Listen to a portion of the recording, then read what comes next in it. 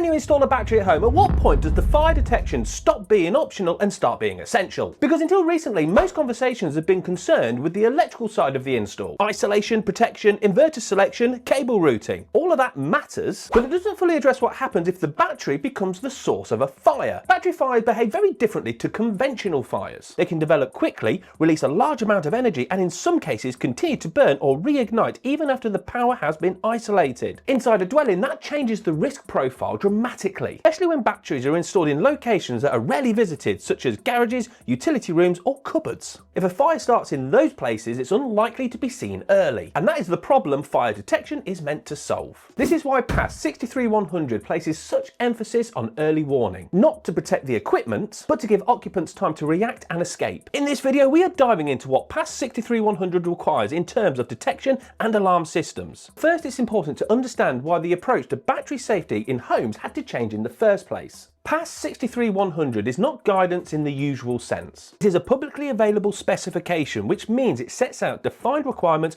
rather than suggestions or best practices. That is important because it gives installers, designers and inspectors something concrete to work to. It also does not sit on its own. PAS 63100 is intended to support existing legislations and standards, including BS 7671 and the relevant building and fire safety regulations. It does not replace them, but it fills a gap that became increasingly obvious as battery storage started to appear in ordinary homes. PAS 63100 is concerned with the fire risks associated with battery energy storage systems in dwellings and with reducing both the likelihood of a fire starting and the impact if one does occur. That impact can come in two directions. A battery can become the source of a fire through internal failure or thermal runaway, but a battery can also become involved in a fire that starts elsewhere in the building, and the consequences of that involvement can be severe. Domestic batteries are heavy, energy dense, and capable of violent failure when exposed to heat. In a fire scenario, it is entirely possible for structural elements to fail, leaving a battery unsupported. The idea of a large heavy battery falling through a ceiling while firefighters are gaining access to the building is not a pleasant thought, but it is a realistic risk that has to be considered. This is why PAS 63100 is about managing those consequences of a fire in a dwelling that contains a battery system. Although battery fires are relatively uncommon, their behaviour makes them high consequence events. Once PAS 63100 defines the problem, the first thing it deals with is location. Where a battery installed has a direct impact on how a fire might develop and how people can respond to it. The document is very clear that the preferred location for battery storage is outside the dwelling or in a detached outbuilding that is not intended for habitation. That approach reduces risk in several ways at once. It increases separation from occupants, it limits the effect on escape routes. However, PAS 63100 does recognise that installing a battery outside is not always achievable. Space is limited, outdoor locations are not always suitable, and many installations will turn up inside garages, utility rooms and internal spaces. Once the battery is installed inside the building envelope, the focus is no longer on the battery install itself. It becomes how a fire would be detected, how it would spread, and how occupants would be warned. Rooms that are visited infrequently present a particular risk because there may be no one present to see or smell a developing fire. PAS 63100 therefore treats location as the starting point for further safety measures. It is the decision that drives separation, ventilation and ultimately the need for fire detection. We dive deep into battery locations under PAS 63100 in a previous video, and I've left links for that in the description. So now this brings us directly onto the role that fire detection plays under PAS 63100. PAS 63100 does not treat fire detection as an add-on at the end of the job. Garages, cupboards and utility spaces are not places people spend much time in, and in many cases they are closed off from the rest of the dwelling. A fire could develop in those spaces and be well established before it gets found out, and fire detection is how PAS 63100 closes that gap. The document makes it clear that where batteries are installed in indoor locations that are infrequently visited, fire detection must be provided in that location and interlinked with the rest of the dwelling's fire alarm system. And there's a key word that we need to dive on, and that is infrequent. What is a frequently or infrequently visited location? And does it matter? Well, yes it does, and the type of battery system we install matters as well, but more on that when we get to the install. Premises with a battery energy storage system should have a fire detection and alarm system of at least Grade D2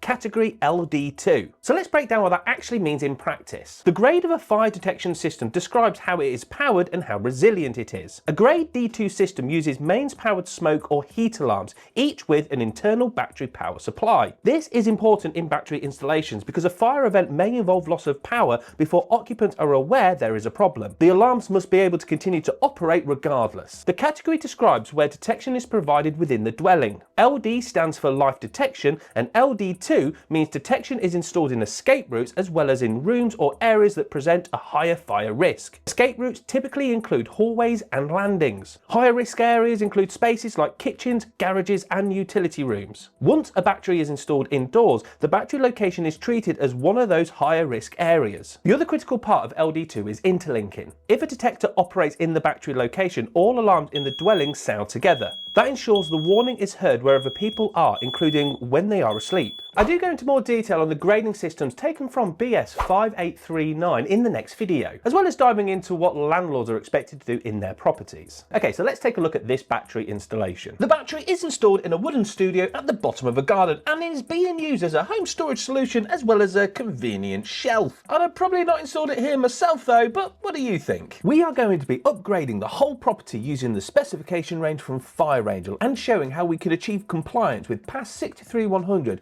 without a single cable between the detector in the studio and the detectors in the property. The studio is where the battery is located, so it is treated as a higher fire risk area under BS 5839-6. Detection in that space is required. But what type of detection? Well, this brings us back to a keyword that we tripped on earlier, and that is frequently or infrequently visited locations and the type of battery systems that we're going to be working on. PAS 63100 section 6.5.6 is quite clear when it says that where batteries are installed in dwellings that are infrequently visited, a smoke detector or multi-sensor alarm shall be installed. No mention of heat. However, note 3 says that the designer of the alarm system should provide adequate fire detection for batteries installed indoors, which may include either smoke and or heat. So can I install a heat detector or not? Well, let's remember that this part of PAS is discussing infrequently visited locations like a storeroom or a cupboard. But section 7.2, which is concerned with power conversion equipment or inverters, makes no mention of heat detectors. So when we have an all-in-one which contains an inverter and a battery,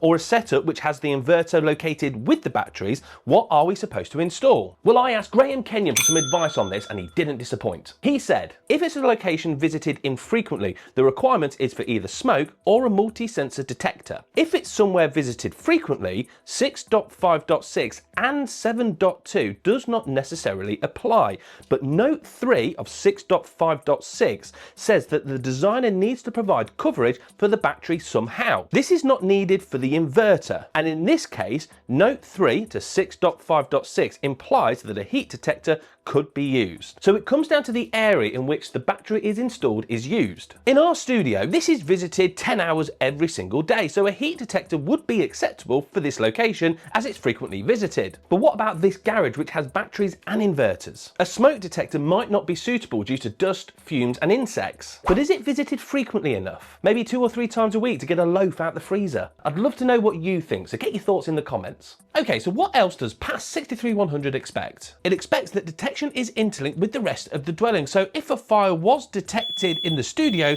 it's heard throughout the house. But can we interlink these systems without having to hardwire between the detectors? Well, yes we can, and it's called a hybrid system. So we've installed a Fireangel heat detector in the studio above the battery, and I've only run in a line, neutral and CPC. I have installed this using a 3-core, but that's more force of habit than a need for a physically wired interlink. We've also fitted this relay unit, also from Fireangel Specification range, but I'm going to be diving more into that in the next video. The house detectors are interlinked via a hardwire system. However, the hybrid is that it will pick up the wireless detector in the studio, and in the event of detection will activate all the detectors. So from a PAS 63100 perspective, that achieves the intent of the document. Early detection is provided at the battery location, the alarm is distributed throughout the dwelling, and occupants are warned regardless of where the fire starts. This is a good example of where PAS 63100 works alongside BS 5839. PAS 63100 does not treat the battery, the electrical installation and the fire detection